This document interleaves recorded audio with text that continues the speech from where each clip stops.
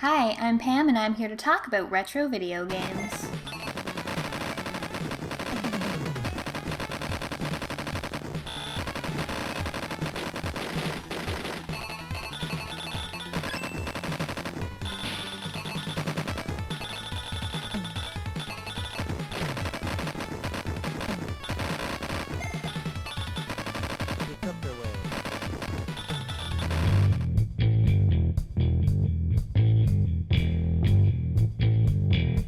Last week I played and reviewed my first ever Mega Man game, and this week I've got another first.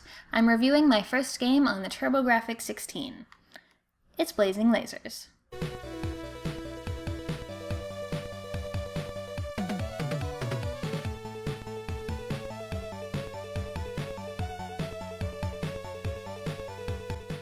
Blazing Lasers was released for the TurboGrafx-16 in 1989. It was co-developed by two of my favorite developers, Compile and Hudson Soft. It's a shoot-'em-up, fairly similar to other Compile shooters. You are the pilot of a gunhead starfighter facing the ruthless Dark Squadron.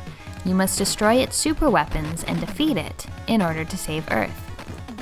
Blazing Lasers has seen a bit of a surge in popularity recently after Kanye West tweeted about it. And Kanye, as he's told us himself many times, is a genius. So let's see how good his taste in games is. Blazing Lasers features an abundance of weapons and ways to destroy the myriad of projectiles trying to take you out. There are 4 different primary weapons, each of which can be powered up a number of times. First, there's the Proton Blaster, which shoots bullets and isn't very good. The Ring Blaster shoots a fairly useless stream of bullets, but does surround you with a bullet shield. Power Wave shoots in arcs ahead of you and can be controlled to some extent. Field Thunder shoots lasers, in multiple directions once it's powered up. In addition to the primary weapons, there are also different secondary effects that can be attained. Homing missiles is rather self-explanatory, and Multi-Body gives you extra ships which fight along beside you. Full Power changes and improves your primary weapon in some way, and Shield is probably the best of the secondary abilities, but it can be hard to pass up extra firepower for it. Getting pickups marked with the appropriate number powers up each weapon. This can also be accomplished by picking up purple orbs called Power Gels, though more are needed to get each successive power level. Lastly, there are cluster bombs, which can take out a large area of enemies and are obtained every time you get a secondary power-up item. Bombs act a little more slowly than I'm used to in shoot-'em-ups. Often they can be used as a get-out-of-jail-free card for when something's about to hit you, but in Blazing Lasers, it fires a little further ahead of you and takes an extra second for them to trigger, and their use requires more planning ahead. Failures in Blazing Laser have a bit of a cascading effect which can feel a little punishing. You can be flying through a level, having a great time, blasting everything in your way, but if you take a hit and die, you have to go back to the lowest power level of ship, and it can be very difficult to take out enemies, especially if you're at one of the midway checkpoints. Now, this will probably sound pretty obvious, but the best way to progress in this game is just to never die. In my experience, one death was soon followed by another, and another, and then eventually a game over. You start the game with 3 lives, though you do get extras at certain score thresholds.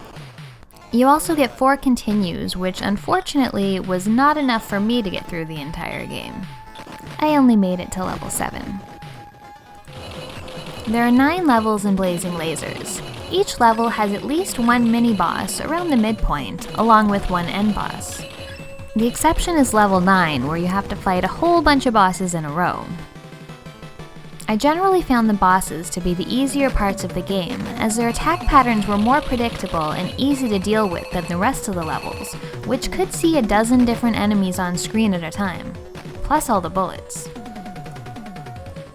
Power-ups in the game are plentiful, which can be a help, but it can also be a hindrance. There's nothing worse than accidentally clipping the orb of a weapon you don't want, one that's not powered up.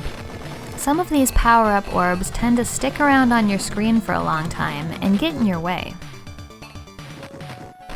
Blazing Lasers is quite technically impressive. No matter how many enemies and projectiles appeared on screen at one time, I never experienced any slowdown. The music is decent and fits the game well, though I didn't find it particularly memorable. The game also looks really good, both the backgrounds of each level and the enemies that you're facing. The environments vary from level to level, though they all mostly fit the spaceship fighter theme. Levels 4 and 5 were the exceptions, with 4 being the organic phase where you fight giant brains, and 5 being a desert theme where you fight pyramids and statues. Comparing Blazing Lasers to my favorite shooter, Gunnak, is tough, as they're both excellent. However, I enjoy the absurdity of Gunnak's enemies. I'll pick a battle with a giant bunny over another spaceship any day.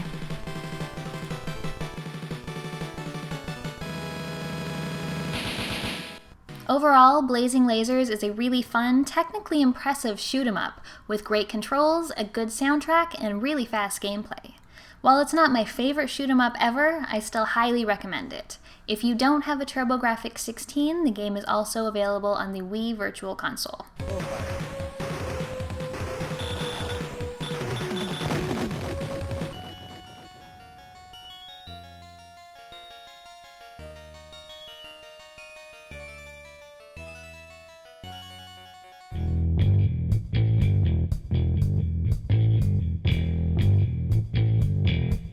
Thanks for watching, and I'll see you next time.